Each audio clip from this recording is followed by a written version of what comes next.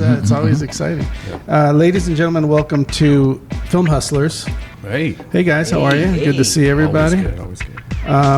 Hey, listen, if you listen to the show, go give us a rating, right? Well, Apple Podcast, yeah, 1 to 5, or put a review, or go to the Instagram and Go to the Instagram. slide in Actually, there. subscribe. We need subscribers. Oh, That's the most important. How do you thing. subscribe? You click the little thing on the purple little icon. Oh, really? Yeah, you Oh, subscribe. I didn't know that. Yeah, more subscribers. I'm gonna go subscribe. You don't come on. I Robert. have. I don't think I have The yet. host of our show does After not 4 subscribe. years. 4 years, I Not didn't even know even where a to find the subscribe. button at. I know. That's what she said.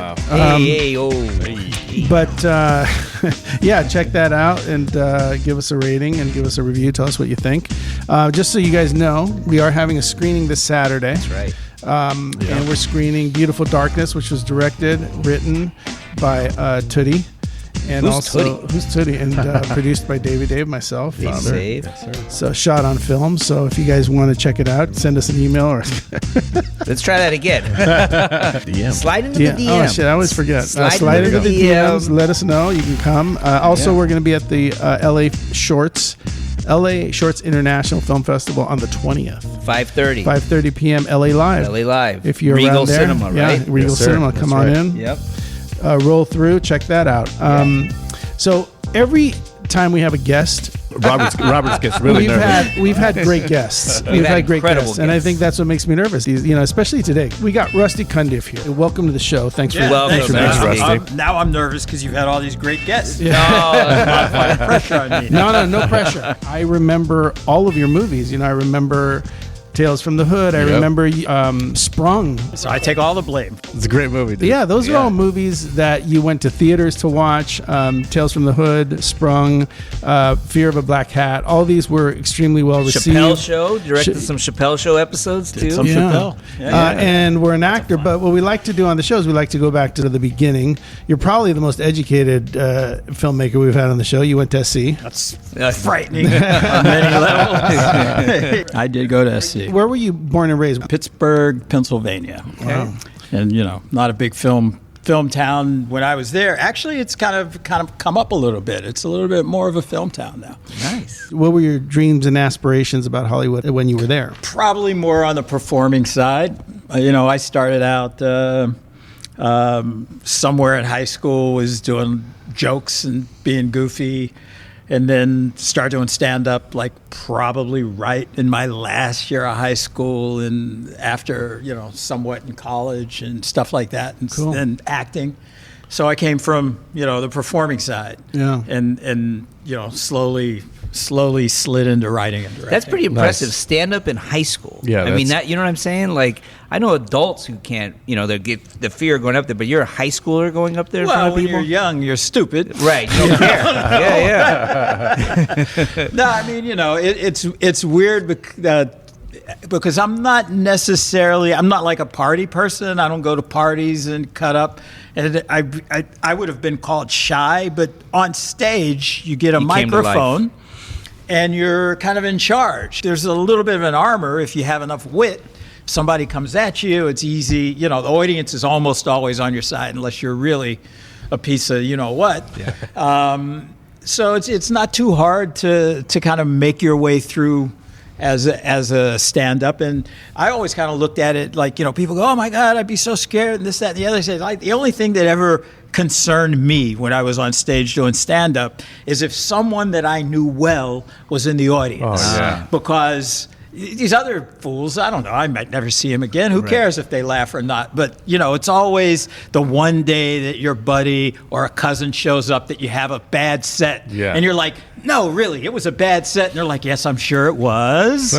When someone comes to see you do stand-up Right. and they know you, they have, their preconception of who you are day to day in the world, which is not necessarily who you are, like you say, up on stage. And in fact, I remember when I would tell my dad, I'm going to be a stand-up comedian. He'd just go, I don't hear you do any jokes around the house. You're not funny here. And I'm like, Dad well, had comedy. Look at Yeah, that. that was funny. Dad had some jokes. Yeah. So in the 80s, there was lots of comedians that were performing in comedy clubs when they were under 18. Yeah. Right? Yeah. Did you have any inspirations when you were starting Well, out? my inspirations were, I was a huge Richard Pryor fan, who wasn't? Yeah. George Carlin. I had all of those albums. I could recite those albums from the beginning to the end.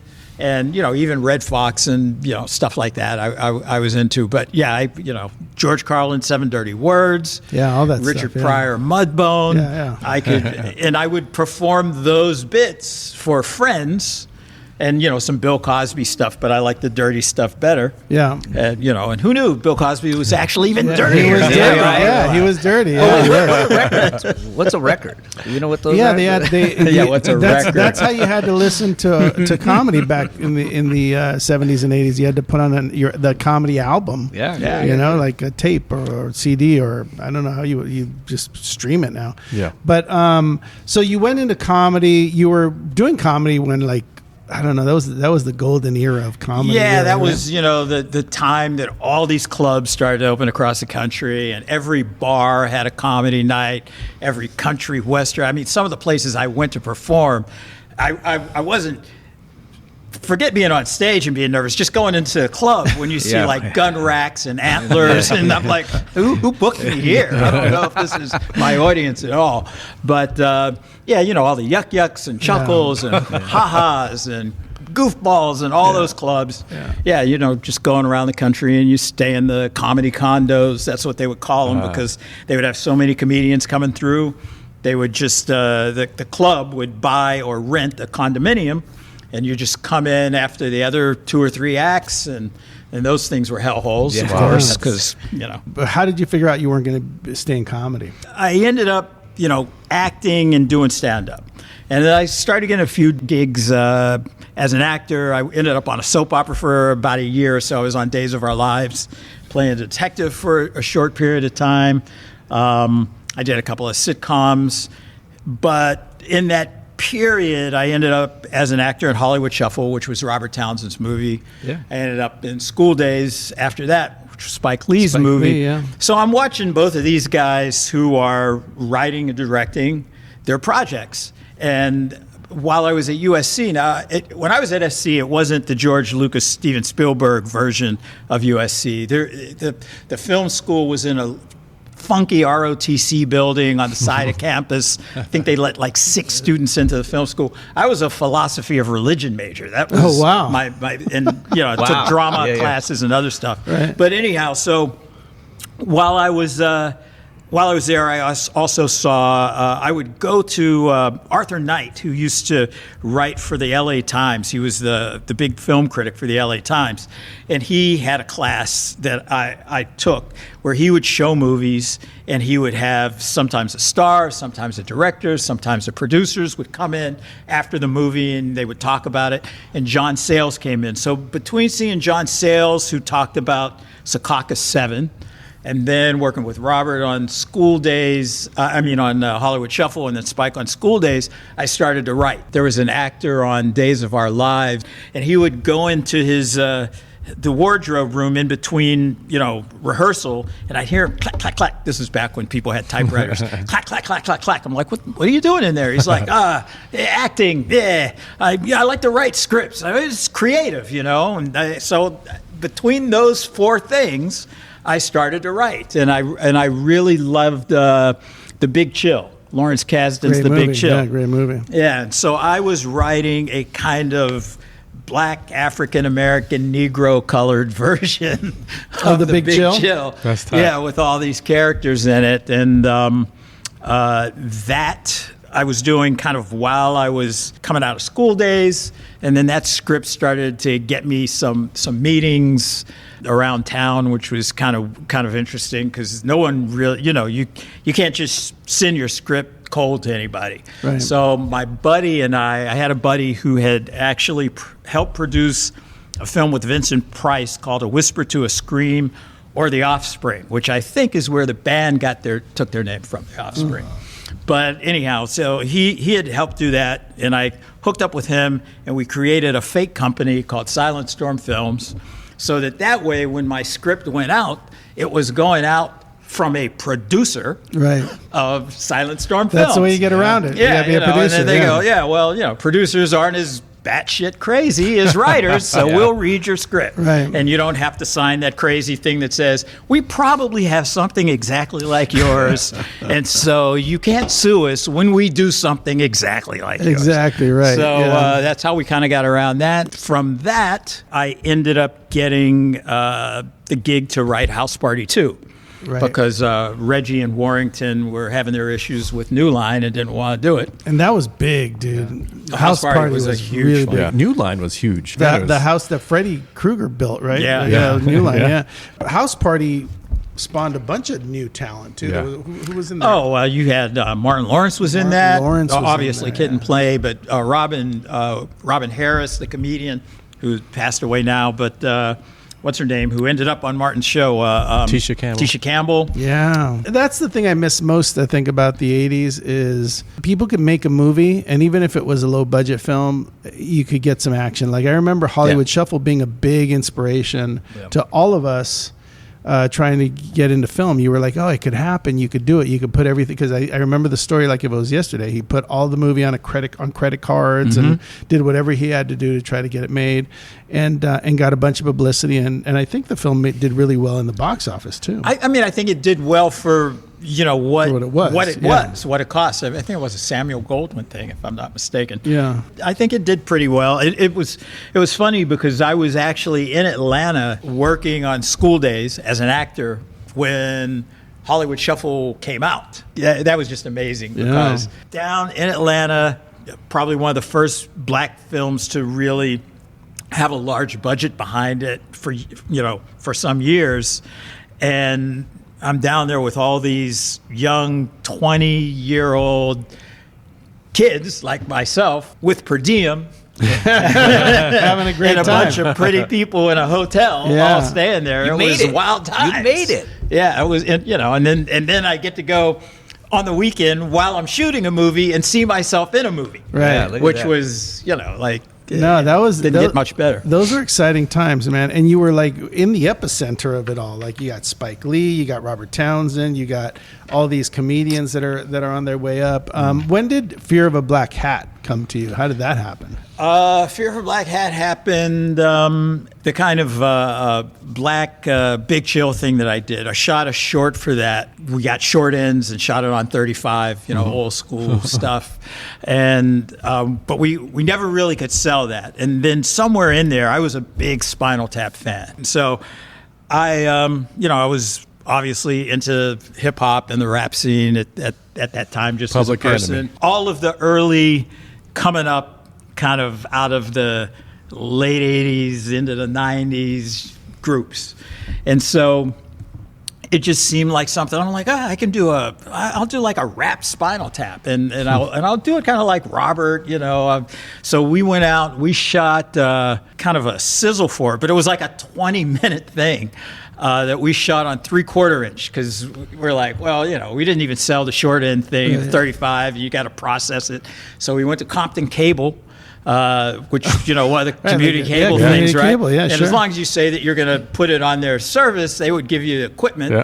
And so we get this equipment and we're shooting, 3/4 inch tape, and cost us about $600. And we had about 20 minutes, and we had some of the songs that actually ended up in the movie, like Booty Juice was in there, and My Peanuts was in there, which was kind of like my Adidas Run DMC.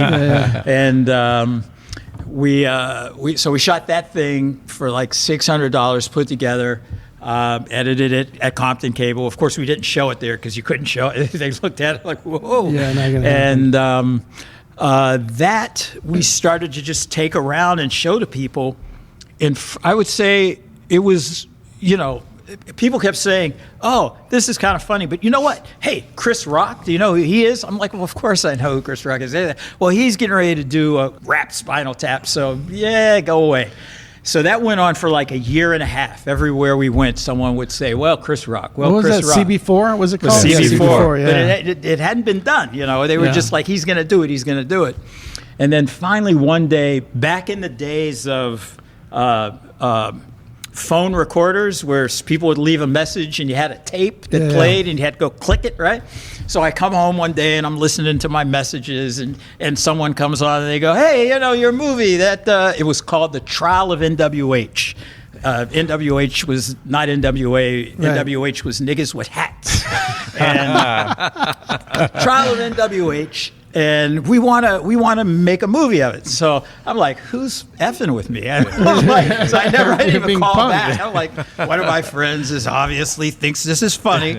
And then about a week later, her name was Lori Shackelford. She was at ITC out here in the Valley, and she calls back and she's like, no, I saw your movie when I was working at it was a music video company, and we want to turn it into something. We want to make a movie. And I'm like, all right. So I go out and then I learned one of the big lessons of the film business: never tell anyone what your budget was. Right. Because I'm like, they're like, this is great. This is a good 20 minutes. How much was it? I said $600. They said, you could do a whole feature for like $1,800. Yes, exactly. See? He wants Fazul.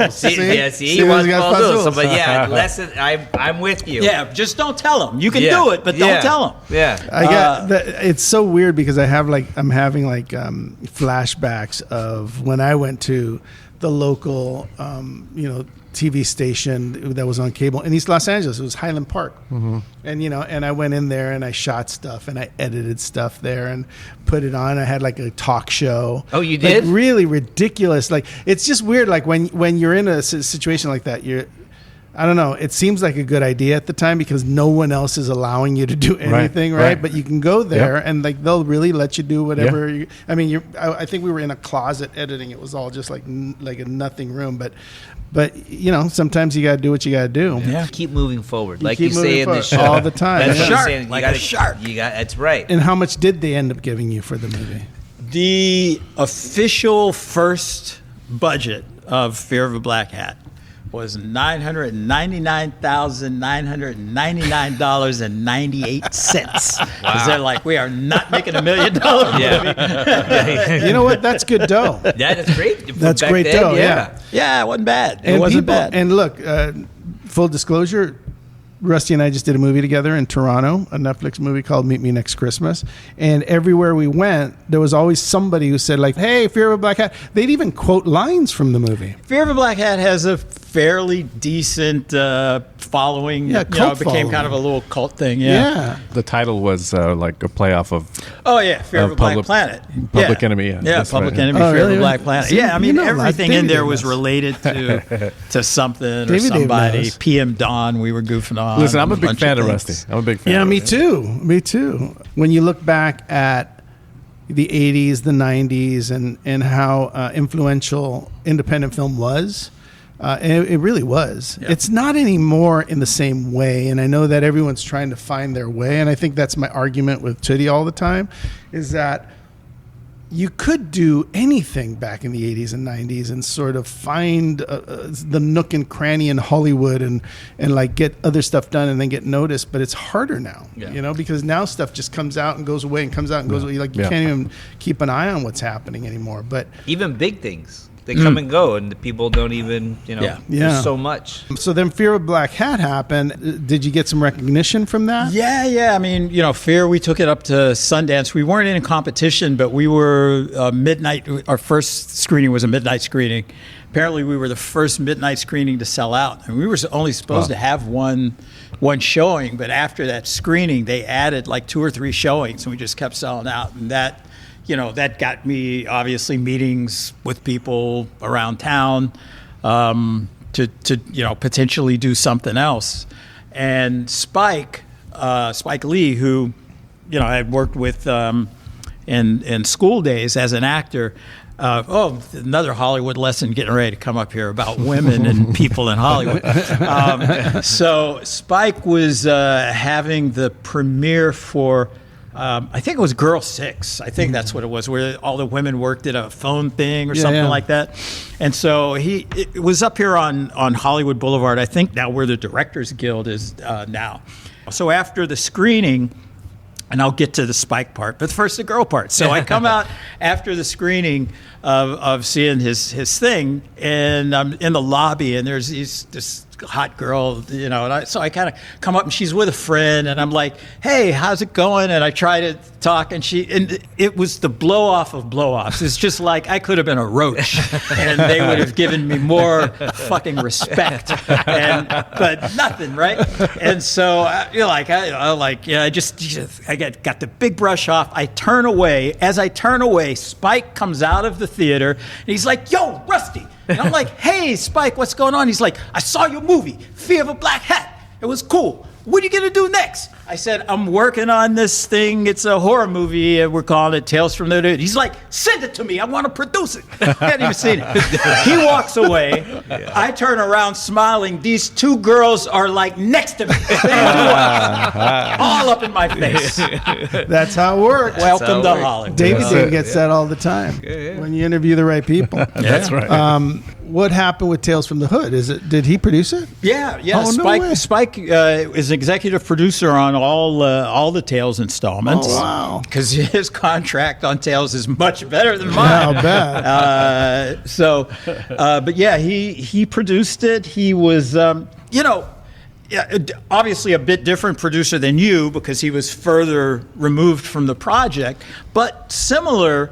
You know, and I give you big props, so I've told you before. Thank you, bud. As a producer. But, you know, Spike really ran interference for us. And one of the reasons I think that movie is as good as it is because Spike ran interference for us. And we would get, notes about things from the studio. It was Savoy at the time.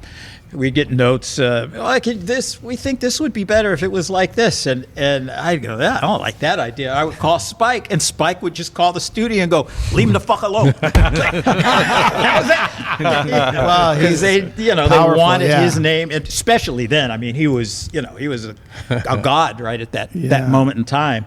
And he was very trusting, which, you don't get from a lot of both producers or studios. He never once tried to impose his own aesthetic, his own thoughts, his own whatever on what we were doing with that film. Yeah. And, it's still kind of shocking to me. It was a great amount of trust that he gave for us to be able to do that, and for him, obviously, like I said, to really back us up in a lot of times when it felt like other people were trying to, tell us what we should be doing. Clearly, you're funny, you're talented, you're a good writer, and he knew that. So that's a very cool thing, and the movie was great. It could have blown up in his face. He didn't know, right. That kind of pressure works. That kind of pressure works. I want to fuck this up for him.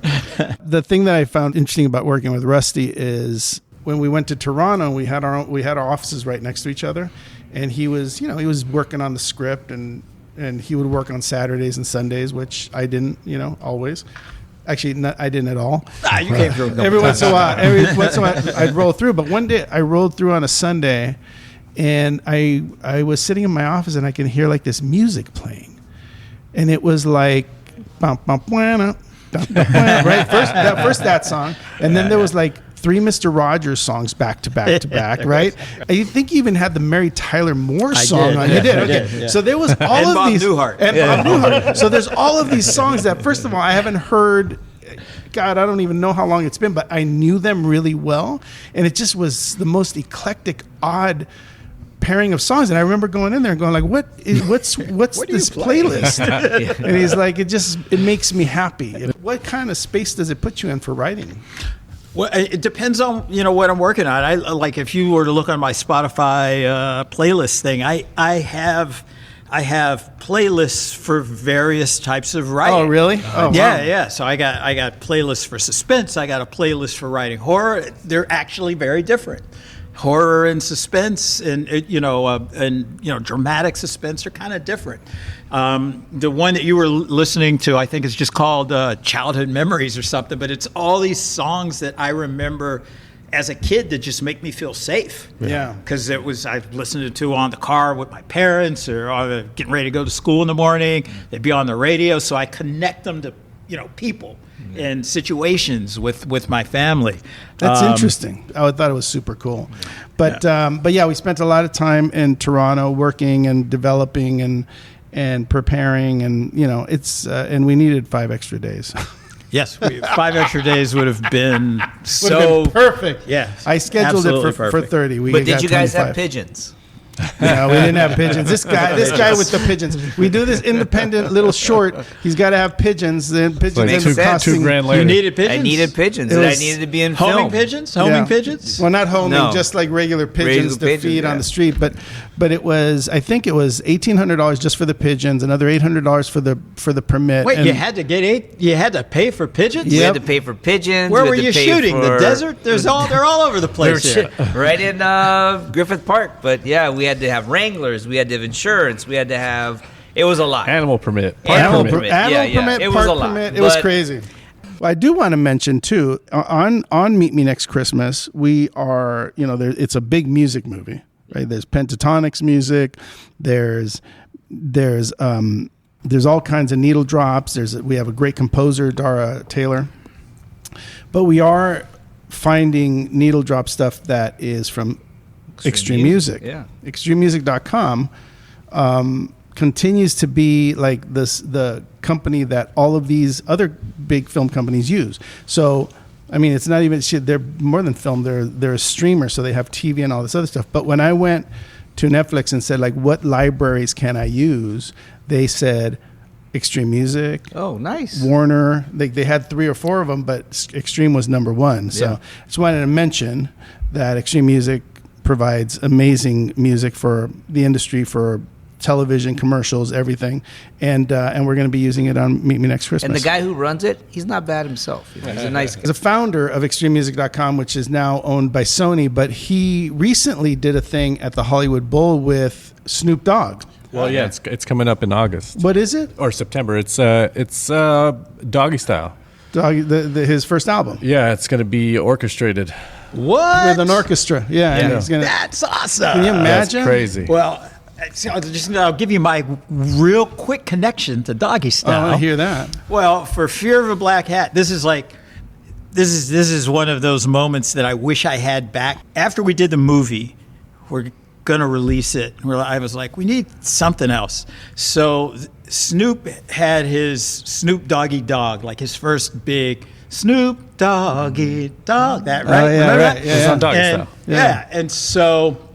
Okay, 2 things that you guys might remember. This is dating me terribly, but there used to be like this channel out here that was like a video jukebox channel, and you would call in.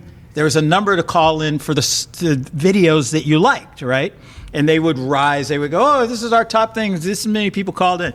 So I did a song parody of Snoop Doggy Dogg called Ice Froggy Frog. I still have the video for it if you ever want to see it. I want to see it. And it so instead of Snoop Doggy Dogg, it was Ice Froggy Frog, and I was I can't even remember, but I had all kind of frog references. He was a gangster fucking frog, and he had hose, and all this stuff was going on, right?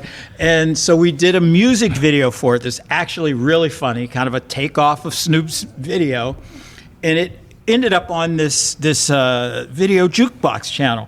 And so one day, and it could have been on MTV, but the film company and my music supervisor got in a pissing contest over who was going to pay like $400 for something, which I didn't find out till later. And I'm like, you're both morons, because we could have gotten so much free publicity, and you guys didn't want to spend $400. But anyhow, this thing goes on the jukebox channel thing, and the jukebox company calls up and they go, "You guys are number 1. Oh my Everybody God. loves it." And we're like, "Well, I guess that's cool." And they go, "You don't understand. No one has ever been number 1 who hasn't paid to be number 1. They really just like your thing." It was like, That's hilarious. yeah, but So did you write the music and the lyrics for the music that you had in your I movies? wrote all the lyrics, and then I worked with composer and some other guys, and Yeah. we would create. But I would tell them, I was like, well, this is like this. This is like an LL Cool J thing. This is like Public Enemy or whatever, and we would kind of work it out like parodies that. are cool, man. I mean, parodies are cool. I don't think You've done them. I've done a lot of parodies. I did a parody movie. Yeah. That's again, maybe I was inspired by Rusty. What was it called? It was called Plump Fiction. It was. I love that. It was a parody of Tarantino movies, which everyone was like, "Don't."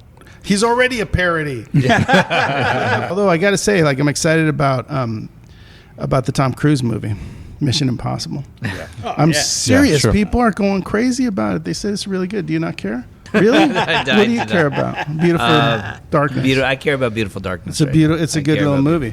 So With pigeons. With the pigeons. Yeah, When you see it, you'll understand. You'll get it. You'll get it. You ever heard of a kite bird? So Fear of a Black Hat happens. You stayed in comedy because you ended up working on Chappelle. How did that come about? Was that through any of your connections or the people that you had met? No, well, that came about partially from what came before. Dave had seen both Tales from the Hood and Fear of a Black Hat. That's amazing, right? Both. That's amazing, though, right? Is that special when someone like Dave Chappelle says, "I've seen the movie"? Sure. He didn't see him because he was meeting you. He saw him on his own. Saw him. That's amazing. The people that I have heard, some that I know personally have seen it, and others who I've heard through the grapevine. Like I almost did something with. Were they called DreamWorks then, but or still Amblin? I can't remember. But I heard the story of Steven Spielberg watching Fear of a Black Hat and singing Booty Juice with whatever wife he had at the time. See that. A music supervisor friend of mine was at a party where this was with Brad and Angelina were together. They were singing Booty Juice. Wow, they knew it. I've never met either of them, but stuff like that, which is just kind of cool to hear. Really? Yeah. Cool. No, it's amazing. Awesome. I mean, these are heroes. But with Chappelle, most of the things that I've done, and kudos to you for the movie because that's how stuff still happens, is you go and you say, F it, I'm just going to do something, right? And you do it, and sometimes it gets someplace, and you get something out of it. It might not be what you thought. Yeah. So I, as a kid, I used to love Rowan and Martin's Laugh-In. Sure. Yeah. Which was just a goofy, variety show that was just weird comedy. Mm-hmm. And so I was like, I don't want to do a kind of Rowan and Martin's Laugh-In, but I'm going to make it black. So I did this pilot that I shot for myself called the New American Negro Comedy Hour. It was like the stupidest thing. And it was just corny and weird, and I'm wearing a tuxedo and introducing stupid stuff. And wait, you made this? Yeah, no. I want to see this. This is I good. have it on tape someplace. Yeah, but the New American Negro Comedy Hour, and so I sent it to. I had a connection, but she was at Comedy Central, and I sent her. I said, "Hey, we got a pilot. We could maybe work on your thing," and she calls back and she goes, "This is really funny. We just signed Dave Chappelle to do a show that is a thing, and we can't do this and that. You want to direct some Dave Chappelle shows?" Wow. And that was like before it aired, before it came out. And she said, "Well, we got to see if Dave is interested." But then I talked to Dave, and Dave's like, "Hey, man, I hired, what's his name? Clarence Williams III for Half Baked because of Tales from the Hood." I was like, awesome. Cool. Let's do it. And so I ended up, it was like, probably of one of the best jobs I've had, one of the easiest jobs I've ever. And, usually there's a lot of song and dance that you have to do. Well, he was into it. TV directing is different than film directing. Film directing, there's 90% of the weight is on the director's shoulder. It's very important to get the director to do absolutely like everything so that vision can come through really strong. TV, on the other hand, has writers and executive producers and showrunners, all these other people involved with stuff. But see, the exciting part about having people tell their stories is the concept that everything you do is going to net you something from the actual work, right? It's just not what you thought it was going to be. Right. And sometimes that ends up being better than what the actual original plan was. I think that's super exciting. Yeah. I mean, that's why we're all here, right? At the end of the day, we're like, you go to work, you pitch stuff, So then you did Chappelle, and you probably had a great time, I'm guessing. Chappelle was, watching Dave is just a treat. Because you never knew, even though, you had a script and, sometimes I'd throw him a couple of ideas. He'd take them if he thought they were right for him. And sometimes he'd go, nah, it's not me. But you just never knew what he was going to do. And, I learned real quick, I always had to have a camera on Dave. Yeah. I think on one day for something we were doing, and this is back just when the first weird little HD cameras came out. Oh, it was like P something, I forget. The DVs? But so we had our two main cameras, but it was a big bar scene. I think one of the things of when Keeping It Real goes wrong, it was like a runner that we had. And I think that was that. But I literally had 8 cameras going at one time. But irregardless, I would always have a camera on Dave because he would do something and you'd ask him to do it again. It's not like he would say no. He'd do it again, but it's just going to be slightly different. It might be better. Working on that show was it was a blast. And plus normal, quote unquote, TV shows, you're walking in, like I did a Bernie Mac episode, and I've done some other stuff like that. But you're walking into a situation where it's like, this is what we do. Yeah. You go, hey, what about a Steadicam here? Yeah, we don't use Steadicams. What if we just go wide? We never go wide. It's like that. Right? This is what we do. This is what we do. Yeah. So just do that. Yeah. Shut up. And here we go. Right. So, but on Chappelle and some other things I've worked on too, but definitely on Dave's show, because we were always aping something from the zeitgeist of what was going on. Everything is always fresh. You're never doing the same shots. You're never attacking the material in exactly the same way because you're like, oh, now we're doing an MTV type of thing. Oh, now we're doing a fake PSA over here. Right, now we're doing, whatever.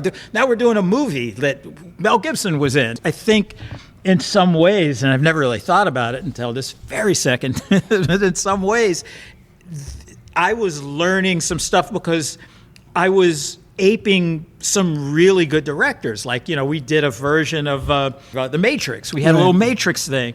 And so I had to break down that scene. And, we're doing Demi Moore and Patrick Swayze and Ghost. What was that? Ghost, yeah. So I'm breaking down that scene. And you're going, oh, okay, well, this is how they did that. So I'm learning kind of some directorial stuff that other people do while I'm actually creating something that's slightly different. And so, it was, that kind of stuff was just a blast. And that's so much fun. But it's an exciting thing. And then as you move out of that, I'm sure that probably helped in some ways. Well, I used some of the stuff I learned on that on our movie. Oh, cool. So, I mean, that day that we had with DeVal and Christina and Kaylin, Andy was our DP on Meet Me Next Christmas. And, we would get together and we had some very, very strong shot lists. We would go over them and we pretty much knew exactly what we were going to do. Kaylin was this young guy that came in, and he's only in the third part of the movie, but he's just really fun. He's got a natural gift for comedy. And not to say that Christina and DeVal do not. But he's just, it's very organic with him. And we saw it when we auditioned him, It's just like, and I was like, that morning when we showed up, it was like, I could remember, and Andy looking at me for a moment like I was crazy. But I'm like, Andy, we are throwing out our shot list. We are not doing the shot list. Forget that. And I just started creating tableaus that I could put these 3 actors in and just let it happen. And we started moving the camera to facilitate what they were giving us in terms of comedy. And it's some of the best in terms of comedy in the film. Yeah, for sure. It's just, but that's something that, I learned a little bit with Fear of a Black Hat, a little bit working with Chappelle, to how to allow people to have the freedom to go off script to and capture it. Wasn't the easiest conversation. It was a complicated conversation because you both had spent weeks coming up with the shot. Yeah, planning it. Dude, we had schematics. The entire crew, by the way, got schematics. We knew Andy was so technical that we even knew where not to put gear on the schematic. So the schematic said you could put gear here or here, but you can't put it anywhere over here because that's where we're going to be shooting. So he didn't want to do a thing where everyone showed up, put stuff, and then you have to move everything. Yeah, so it was very interesting. Efficient. But it was really efficient. But that's the great thing about Meet Me Next Christmas is it does the last 30 pages introduces new characters. It really does drive to the end of the movie, which is the thing that you want. And I think I talk about it a lot here, but I think it's the thing you want most is you want to give people that ride to the end of the movie so that they're super satisfied. I think you achieved that big time. It was a lot of fun. It was a lot of fun. And then the last thing I kind of want to mention is that when Rusty when we were getting started in pre. And I don't know if this has to do with all the work that you've done, but you were working on 2 movies when you got the job on Meet Me Next Christmas. Yeah. You were finishing something. I had watched. You had done Divas. You had done. Oh right. Yeah, I was involved in 2 things. I forgot about that. You were wrapping up Morgan Freeman movie. Yeah. It's called 57 Seconds. 57 Seconds. Great trailer. Amazing trailer. With Josh Hutcherson from Hunger Games. And our DP shot it. You were doing a lot of things at the same time. By the way, I liked those movies. I thought they were great. I didn't get to see 57 Seconds, but that trailer was amazing. And anytime you could work with Morgan Freeman, you would look. That was pretty fun. I think you can look back at your life and say like you worked with some pretty amazing folks. Yeah, and I've been very fortunate. We had Susan Sarandon one day on Chappelle's show. Wow. That was ridiculous. Did people want to work on that? Were they calling to be on the show? By the second season, and that's how we got her. I was like, how did we get you? How are you here? Yeah, my kids love the show. Yeah, and that's her 2 kids show up looking like Tim Robbins. Yeah. And that's hilarious. Well, that sort of thing. I'll say this: I'm really excited for people to see Meet Me Next Christmas. It's not going to be till the next Christmas, so it's going to be a minute. Meet you next Christmas. Meet you then Christmas after. Well, we had a good time. I thought we did a good job. I'm looking forward to what you're doing next. Hopefully, you can come back and we'll talk about this movie again when it comes out. And you may have another movie coming out before we get to Meet Me Next Christmas. Well, if these strikes ever end. Oh, I know. Yeah. Well, Did the writers ever? The actors ever decide anything? Have we heard? Tonight at midnight. Tonight at midnight, we'll find out. So by the time you guys hear the show, we'll know if the actors are on strike. But bottom line is, producers and studios, and it's mainly the streamers, have to step up and do something because it's not going to go away, and people need to get back to work. But Rusty, thanks for being on the show. Thank you guys. Thanks for talking about your career a little bit. It's amazing what you've done, and thanks you guys. Appreciate it. Thank you all. Thank you. See you next time on Film Hustlers. You almost forgot the title again. Dude, I always forget the title of the show.